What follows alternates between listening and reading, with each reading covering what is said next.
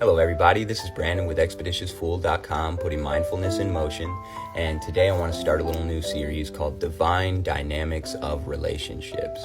And the very first topic I want to talk about is controlling versus communicating.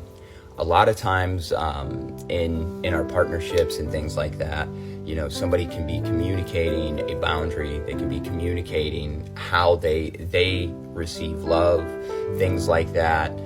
Things that they're missing, and we can act defensively and go into, I don't want to be controlled. That's not what I signed up for, right? We can do that often, and it happens a lot of times, on both sides. You know, I don't want to be controlled. I don't want to be this. I don't want to be that, and that's completely understandable.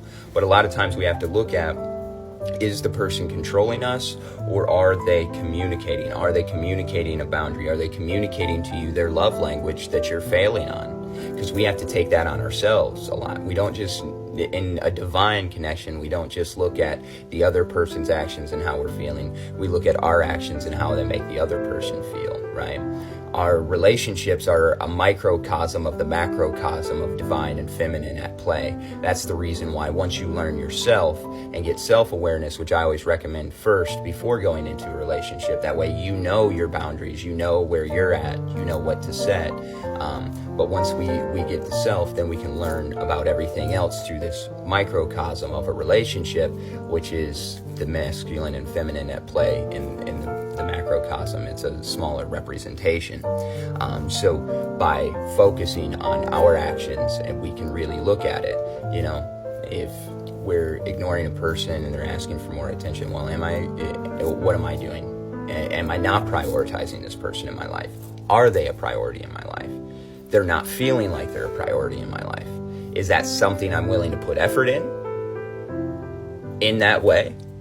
Or is that something I'm not willing to put effort in? Is that person not that big of a deal, that, you know, that situation not that big of a deal, that I don't need to put effort in? I don't care what happens with it. Like, literally, it does go like that. It's either we want to do these things or we don't. Now, there are people that use, you know, communication, and they try and control through that. But if you feel like your partner's manipulating, if you feel like your partner's lying and coercing you, you should go ahead and end that. You should have ended it as soon as you thought that they had that type of personality towards you, because that's already a toxic foundation, right? So outside of toxic foundation, which you should get rid of anyways, look at each one of these situations as communicating, and you will get a whole lot farther. All right.